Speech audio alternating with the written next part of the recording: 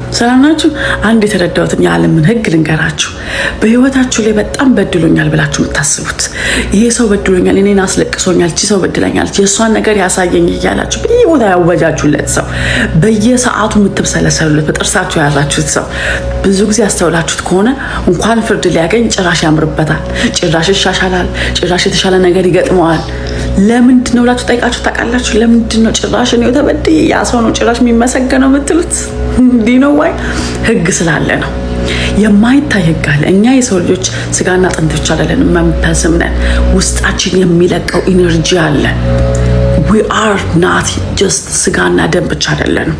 መጽሐፍ ቅዱስ ደጋግሞ ይነግረናል። ይህን ጉንጭ ቢመቷችሁ ሌላኛውን ጉንጭ እንሰጣችሁ። ለጠየቁን ሰዎች ጭራሽ መጎናጸፊያችንን ጨምረን እንድንሰጥ እንጂ እንድንታገል አይናገርም። እንድንታገል እንድንጣለ በጥርሳችን እንድንይዝ አይነግረንም። ደጋግሞ ለእኛ ሲል ለምን? ህጉ ስለሆነ። ይቅር በሏቸው የሚያረጉትን አያውቁምና እያላችሁ ይቅር በሏቸው፣ የበደሏችሁን ሰዎች ጸልዩላቸው የሚለው ደሞር በታገላችሁ ቁጥር ዘሞር ያኛው ሰው ያድጋል። ለምን መሰላችሁ? ትኩረት ያደረጋችሁበት ነገር በሙሉ ያድጋል። ጭራሽ ወደፊት ነው የምትሰጡት።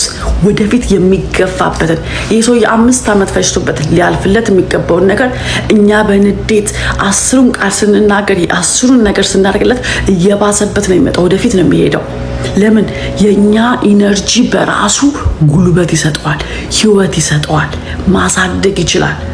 ፀሐይ፣ ብርሃን፣ ውሃ፣ አፈር፣ ቅጠል አንድ ፍሬ አንድ ዘር እንደሚያሳድግ ሁሉ የኛ ትኩረት ማድረግ የኛ ሪዚስት ማድረግ አንድ ነገር ማሳደግ ይችላል። የዛን ያህል ቃላችን ሐሳባችን ፓወር አለው፣ ኃይል አለው። ደጋግሞ ነግሮናል።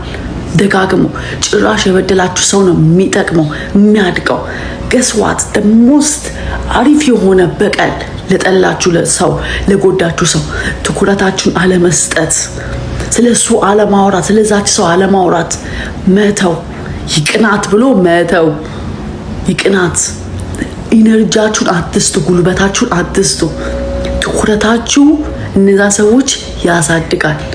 ይሁንላት ፈራጅ እግዚአብሔር ነው ብላችሁ ትታችሁት ኑሯችሁን ቀጥሉ። በጥርሳችሁ የያዛችሁትን ንዴት ልቀቁት። ፍርድ እግዚአብሔር ነው ብላችሁ ልቀቁት። ጭራሽ እዘኑላቸው ለበደሏችሁ ሰዎች። ስትተዋቸው የእናንተ ፀሐይ፣ ብርሃን፣ የእናንተ ውሃና አፈር ካልኮተኮታቸው ማደግ አይችሉም። ፍርዳቸውን ካርማቸውን የሚያገኙት በገዛ ፍቃዳቸው ላይ ነው። ጥፋታችንን የበደላችንን ቅጣት የምናገኘው ህጉን ስለጣስን ነው።